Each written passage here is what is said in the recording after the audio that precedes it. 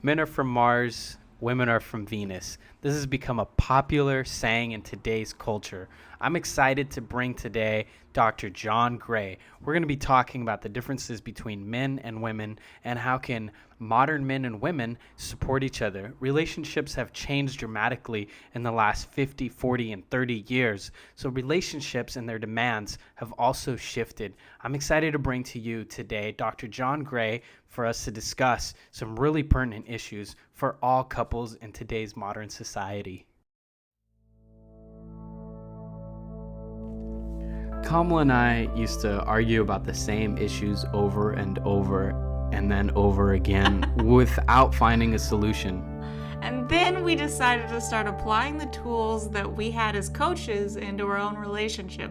Hey, who would have thought? We created a free video training series to help couples just like ourselves. And if you're one of those couples, head on over to lastingloveconnection.com, get the free video training series, and it's completely private, so you won't have to tell anybody that you're having some issues that you can't resolve.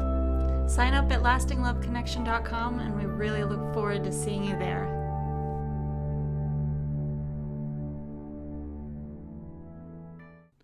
Welcome to the Lasting Love Connection podcast.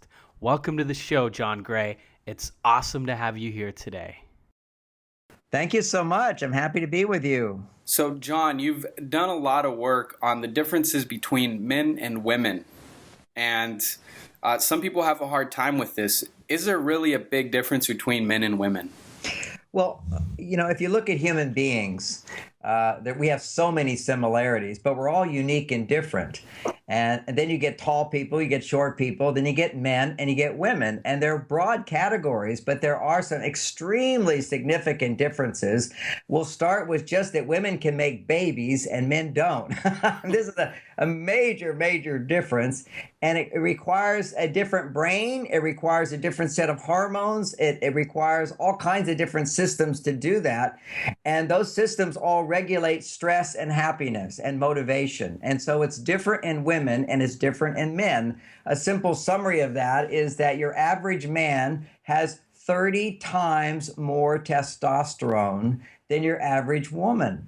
And this is a huge significance because testosterone for a man is a major motivator because it is the hormone that's known to lower stress in a man's body. So we're always motivated to relax, feel good, be happy. Testosterone is a major factor for men, minor factor for women. And a hormone called oxytocin is the bonding hormone, love hormone, trust hormone, safety hormone, intimacy hormone. Oxytocin is the hormone that lowers stress in women, and it doesn't lower stress in men. It feels good, but it doesn't lower a man's stress, and that's highly significant, and it also lowers testosterone levels in men.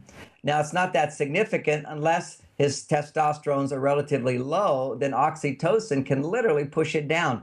So this has a lot to do with women's motivations and men's motivations, what makes us feel loved, what makes us feel good. And once we understand some of those differences, it gives us an edge, a new insight on how to understand our partner and how to provide the maximum support for them in those places where there are differences.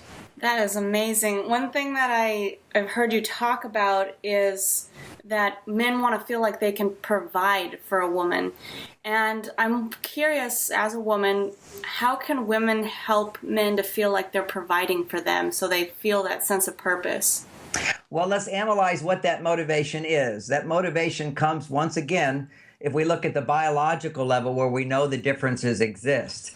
And that is whenever a man feels successful in making a difference, or a woman feels successful in providing a solution, providing help, doing something for someone that's significant and meaningful, that gives meaning to your life. We all need that. But however, this act of solving problems, providing solutions, providing support, and then being able to take credit for it.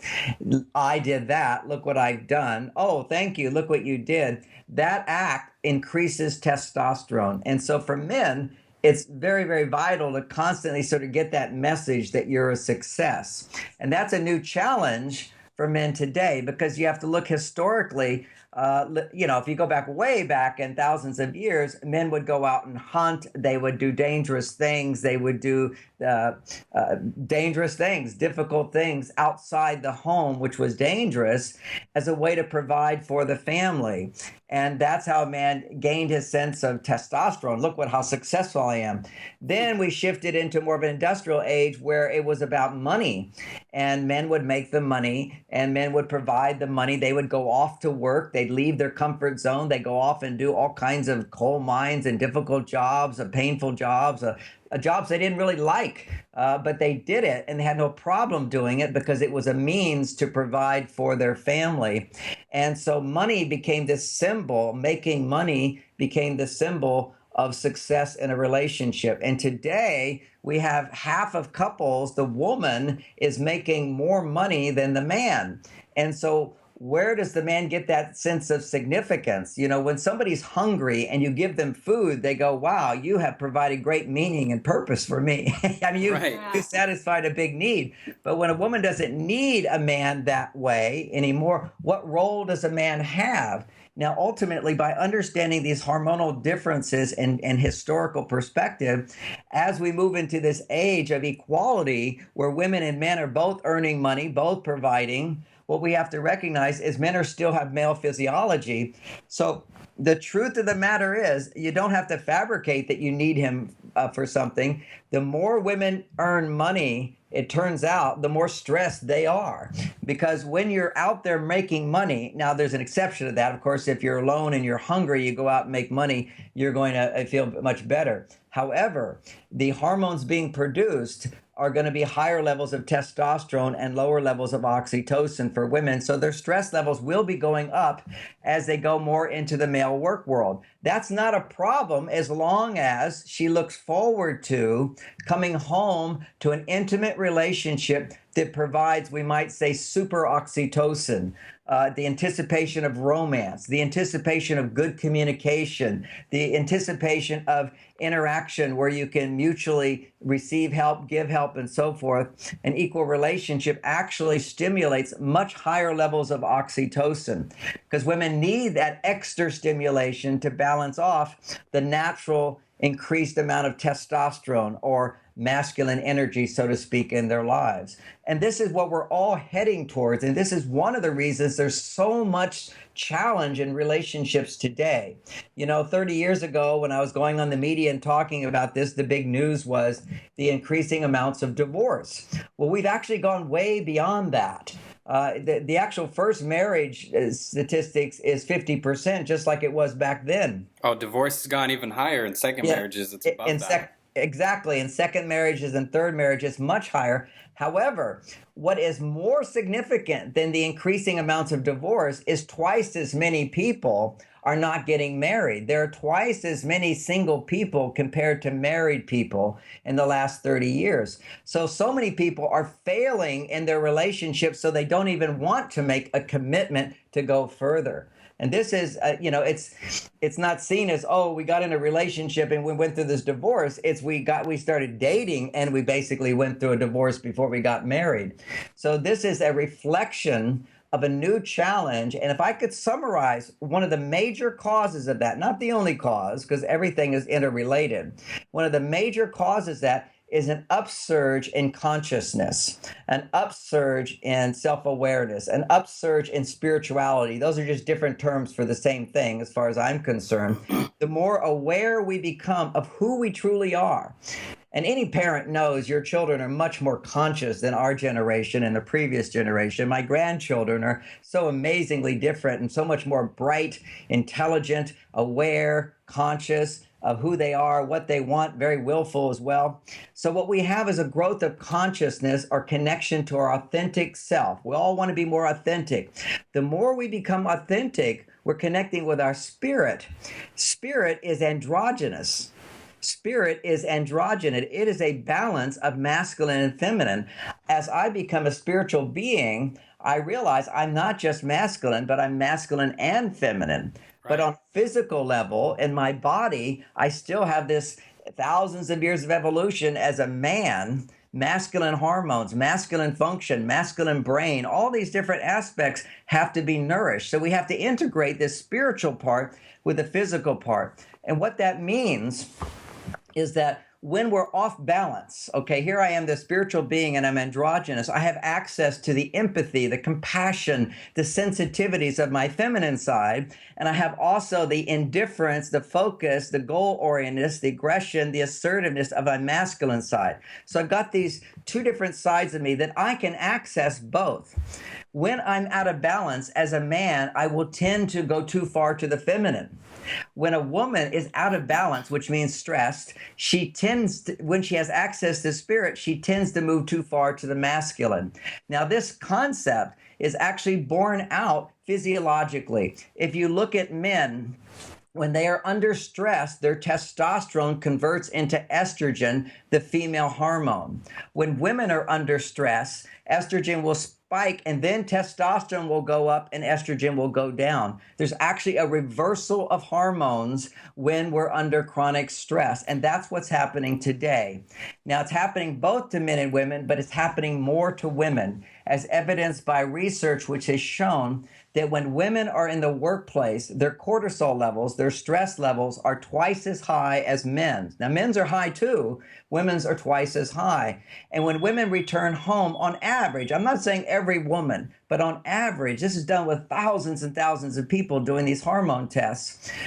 On average, for women, when they return home, whether they're married or single, returning home after spending 8 hours, 10 hours away from the home, her stress levels will be 4 times higher than the average man, whether he's married or not. So these are like huge, significant challenges. And I like to say that to help men realize, women need us more than ever. Because again, how can we provide? We're coming back to my original point, which is how do women give men the message that they're needed? How do men succeed in providing for women in a world where women don't need men's money or protection as they used to? Because that used to be the easy way for men to feel successful. I protect you, I stand guard for you, I make money for you, I sacrifice for you, but hey, I'm happy to do it. That's a noble man. That's what men's nobility was all about, is self-sacrifice. Now what do we have to learn is how to meet this new emotional need that women have to assist them in coming back to their femininity, coming back to producing more estrogen and more oxytocin. Now, when a man can do that, learns how to do that, and it's a new skill that our generation, nobody knows this skill, we're just learning it.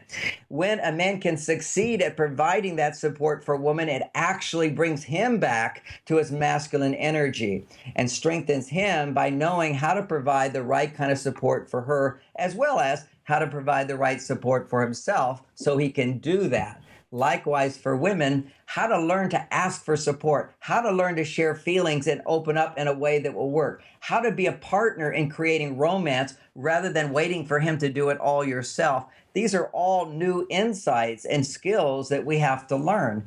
And certainly we have a wonderful time to talk today, but it would be really amiss for me to imply that you can learn this skill in a half an hour. This is something that's affecting millions and millions of people. There is no simple little button to push. It is a lifelong journey of learning something new, so our children will not have to learn it as be as challenged as us in learning it. And we can create a culture that supports this androgynous nature of men and women, while simultaneously, almost paradoxically, supporting women being more feminine and supporting men being more masculine in a new way. It's interesting because you're making me think of when I taught classes for 3 years, primarily to Latin couples who hadn't been in the United States for very long.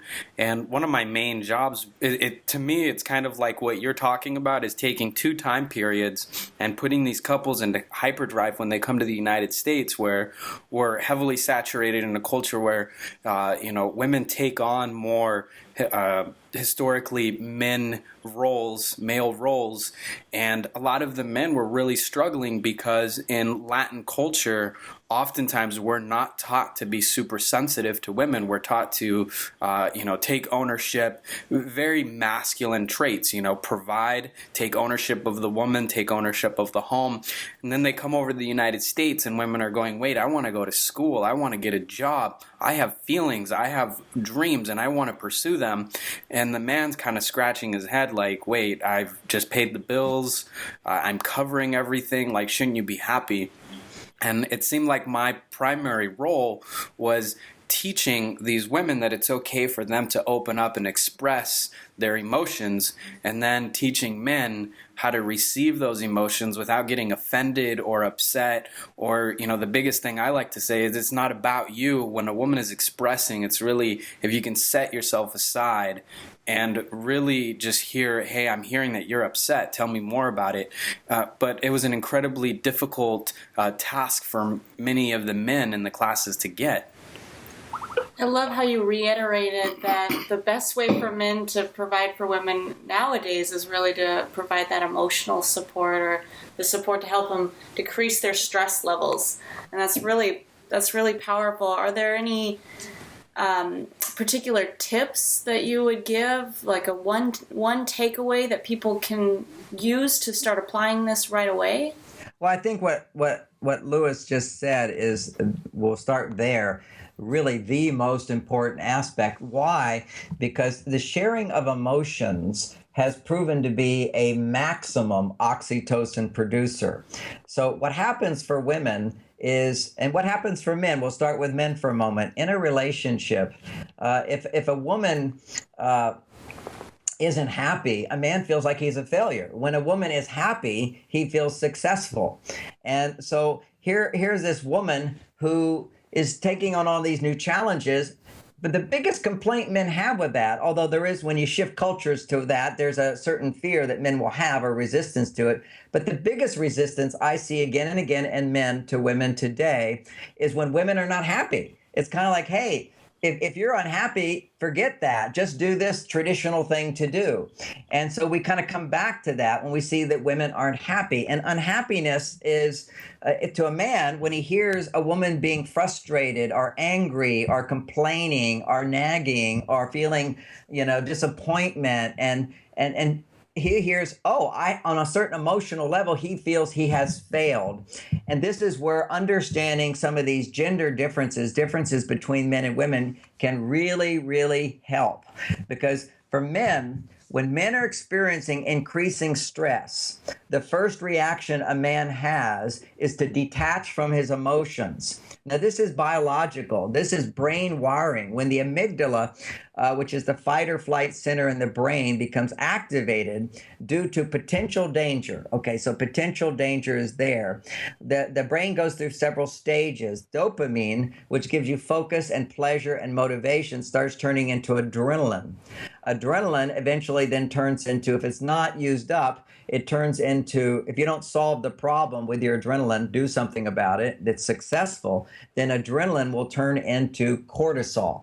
Now, that process of getting to cortisol for a man, the first step when it goes to adrenaline is he detaches from emotions. So he actually becomes indifferent. Now, that's what men do when they're challenged. They disconnect from fear, because if you have fear, it will hold you back from doing something. So men have a direct line from the amygdala, fight or flight center, to the action center of the brain. Women do not. Women have a wiring that goes from the amygdala to the emotional part of the brain to the talking part of the brain. When women are under moderate stress, there's 8 times more blood flow that goes to the hippocampus, which is the part of the brain that's the memory. So 8 times of her blood goes to memory, to remember, did this happen before? Who's had happened to? What can we decide about this? It goes into a discussion of, is this the same as it was before? So there's an exploration that wants to be taken in order to bring in support. That's one way of dealing with a problem. If we have a problem, we say, let's talk about it. That's one way. And another way, if we have a problem, let's put out the fire. Let's do something. So men's brains are designed more to, let's jump into doing something. And women's brains are more designed towards, Let's talk about it. And when she's in the mode of talking about it, if she can get the words out and articulate them and feel safe doing it, meaning she doesn't have to edit herself too much, but literally explore what's going on inside of her, what will occur is the hormone that calms women gets produced. So suddenly her brain becomes more calm if she's able to talk about what's upsetting her. And this makes no sense to a man because for a man, if you talk about what's upsetting you, it completely goes against your nature when you say, let's just do something about it. So our instinct as men, when a woman brings up problems, and women are designed to see problems more than men. Men focus more on what's the solution and ignore problems unless you have to do something about it. Women are like, well, this is a problem and this is a problem. And they're not even first thinking, do we have to do something about it? She's just bringing it up. So, there's this complementary energy there. And if I as a man can understand that, then what Lewis was saying, it becomes a bit easier to realize that as a woman, quite often she's just being emotional and talking about what's going on inside of her. And it's not a reflection on men and it's not permanent. It doesn't have to be fixed. So, what I learned and wrote about this many years ago is because I'd been a therapist. And as a therapist, women would come in and I would listen and ask questions and help them express their feelings. And at the end of the session, in 50 minutes, they would feel better, but nothing had changed in their life. I had not taught them anything. I had not explained how things are going to be different. Every woman practically still to this day, when they come in for counseling, they want to figure out how can I change him? What can I do to get him to change? And of course, they're looking for a solution. Now I have the wisdom to say, we'll get to that. But first, I need to understand your feelings. And that was the dynamic, is if I could get women to feel safe, to express how they feel, it was like a miracle. It didn't make any sense to me at all until I understood the biology. But just by talking about it, she would feel better. Then her brain will start to remember the good things in her life, as opposed to just what the problems are. And then this sort of balance happens. And this is very important for a man to know. So as Lewis just said, if she's upset and she's talking, don't get defensive. Know that this is short term. Her mood is going to change and she's going to see the positive side soon, but not right away. Because when a woman says, oh, you left that light on, you didn't do this, a man wants to clean it up. He wants to say, yeah, but I made this money and I did this, and who cares about that? And so what he's doing is resisting her emotions rather than knowing that that's just an expression. Let it flow by. Don't take it personally. Realize that she's just processing within herself. And very soon, she's going to be happier again. And this is the dynamic. I call it, women are like waves. They rise up. And when they're rising up, it seems like you can do no wrong. She's happy to see you. Little things make her happy. But when that wave is crashing, it's a hormonal cycle that women go through. And it is reality. Women go through changing hormones like this over their 28-day cycle. Men have a 24-hour cycle, which I'll explain in a minute. But women have a 28-day cycle. So and those hormones are changing. So at time of fertility, she tends to see only the good, but then it will shift. That wave will come back down and the little things that made her happy, now she'll start noticing little things that are bothering her. All she needs to do is be able to talk about those things, and she comes back into balance. And men don't realize that. And so we're always trying to talk her out of her feelings. Therefore, the women's number one complaint today is he doesn't listen. He doesn't understand. And we don't understand. And when we're listening in a way that doesn't work. Because we're listening to, what's the problem? How do I solve it? Is that really relevant? Is that really true? Let me help you correct your thinking and feeling here. That's not what needs to happen at that time. And then you said a minute ago the magic word, because Lewis just said it. You kind of go as a man, well, what am I supposed to do? I got to do something. And we do have to do something. So what you do is you don't speak, you ask questions, and at a certain point you say, I hear you. That's it.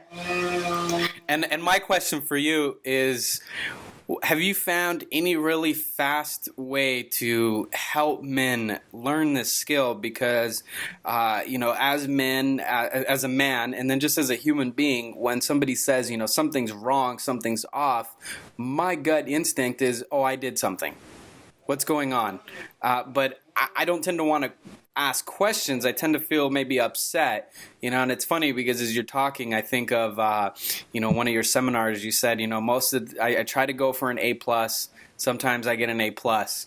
And, I was thinking about recently an issue that we had, and she was, bringing up some things that she was upset about. And immediately I said, but I've done all this stuff for you. Don't you feel loved? And I felt, she was talking about feeling like this attention and feeling connected. And it was like, wait, I've made you breakfast. I cleaned the room. I talked about different things that I had done. And, afterwards, looking back on it, it's like that's not at all what she wanted. She just had feelings and needed to talk about it. That's exactly right. If men could understand that, you could actually give less in a relationship, but give more of what women are looking for. And the flip side is for women. That's even a more important message for women who are not happy in their relationships. Stop giving so much and start giving him what he would actually like to have, which is a happy wife. Often the major cause of women being unhappy is they feel like I'm giving and giving and giving and not getting back. Well, maybe if you just gave less, you wouldn't feel so much empty. And instead give more what he's looking for, which is messages that he's a good guy, messages that he doesn't have to be perfect to be your hero. I mean, men want to be heroes. And so the unrealistic hero is I have to save the day, I have to be world famous, I have to be super rich, I have to be perfect, I have to always make you happy to be your hero. And what from a woman's point of view, you don't have to be all that. And I try to explain this to men using an example from my life, which really was one of many examples, but I was speaking to 6,000 people, and rarely does my wife come to my seminars, or my seminars aren't that big, but sometimes I'll do keynotes for different conventions and whatever. So it was a big convention, 6,000 people. My wife happened to be there. She doesn't normally come. And normally she's accosted by people saying, what's it like to be married to John Gray? What's it like to be married to John Gray? She doesn't want to have that question over 100 times. So I said, I'm about to end my talk here, and I'm going to be signing books. So just so nobody has to ask my wife this one question, I'm going to ask her for you, and you can hear the answer. And so I asked my wife to come up on stage. I said, so honey, this is the question that people always ask you. What's it like to be married to John Gray? Would you answer it so you don't have to answer it over and over? And she's shy in front of a big audience. I'm very comfortable. We're different. And so she just thinks for a moment, and she says, I love him. And I said, honey, they all know you love me. That's not the answer they're looking for. We need some details. And so she pauses and she thinks for a moment. So what's it like to be married to John Gray? And then she says, he tries. and I said, now, men, everybody laughed for a moment. And then I said, this is the most important message you can ever hear. My wife loves me, and I'm not perfect, but I try. That's the most important thing. And when I got over that hump a long time ago, because I realized I don't have to be this perfect guy who gives my wife everything to make her happy. I'm not responsible for her happiness. My job, and I'll say that one again, my job, I'm not responsible to make her happy, but I can't make her happy, but I can make her happier. And that's what my job is to help her in her journey of finding her happiness, just like my wife is not responsible for my happiness. But when I'm happy, she can certainly make me happier sometimes. And that's the healthy perspective where we don't look to our partner for everything. And we realize our role is we can't make them happy. But this is men going too far to their female side. This is this androgynous man who cares so much about his wife's happiness. Historically, men did not care that much about their women's happiness. They did care somewhat, and they had their job to provide. But today's man, he really cares a lot. So when she's not happy, he feels failure, beat up, and whatever. His testosterone actually converts into estrogen at that moment. Instead of just adrenaline, his adrenaline now turns into cortisol. His testosterone turns into estrogen. So what we have is men going through this journey over and over and over. You get men in their 50s, their testosterone levels are half what they were when they were young men. Now, I'm in my 60s. My testosterone levels are just what they were when I was a young man, which is true in indigenous cultures. Today, men are deflating. Their testosterone levels are going down. Women are deflating. Their estrogen levels are going down. Their ability to be happy and responsive to a man's efforts goes up when their estrogen levels are at a healthy level. For men, their motivation to try to make a difference, to be that guy when you were dating who was interested in making you happy, that is all linked to good, healthy testosterone levels. But this androgyny, which is sort of the side effect of becoming a more conscious human being, we have to now meet those new challenges. It's like with every step of progress comes a whole new set of problems. So we have to remind ourselves realistically as men, I can't make her happy. And if I don't make her happy, she's still going to love me if I do one thing. And that is make sure she feels safe. What has a man's job been for 1,000,000 years? To provide safety. And now it's no longer safety from the bad guy out there in the world or from the animals in the world, from the lions and tigers. It's to find safety to express what she feels without some man coming in and judging her and criticizing her by telling her, don't feel that, you should feel this. Now that's... Every woman will go, yes, I do not want him telling me what to feel. Let him hear what I feel. The flip side of that is women understand that men, we're different.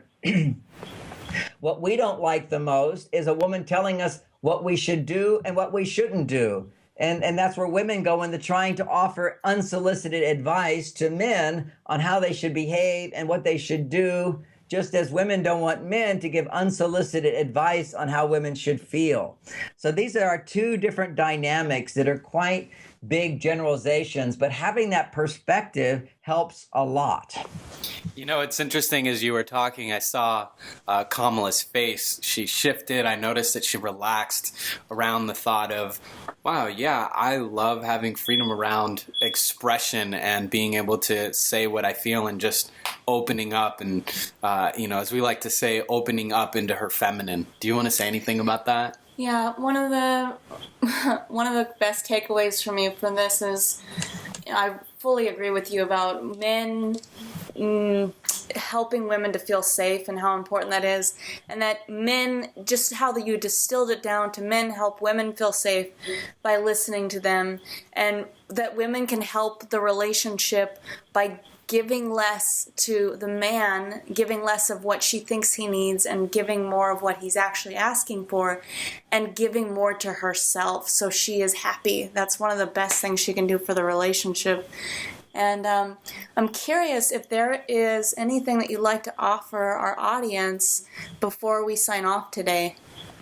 Well, what I'd like to offer the audience is, first thing is 3 or 4 times a year in California, I do a soulmate seminar.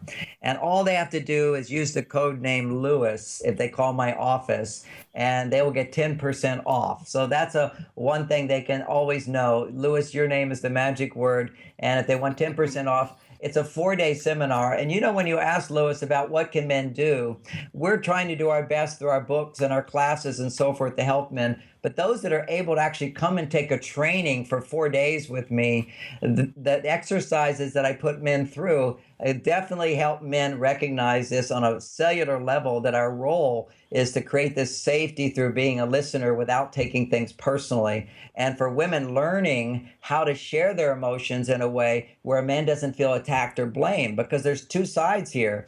And I'll give a short technique there for the women right now, which is when you're talking and you're seeing a guy kind of getting defensive or saying stuff or interrupting you, and don't take that personally, just stop him. And you can stop him right away because he's doing his best. He doesn't realize he's ruining it. Just say, oh, hold on. I just need to talk about my feelings for a little while, and then I'll feel better, really. You don't have to say anything or do anything. Just your presence makes me feel better. And then he goes, oh, that's right. I've got a job to do here. I'll just do that job.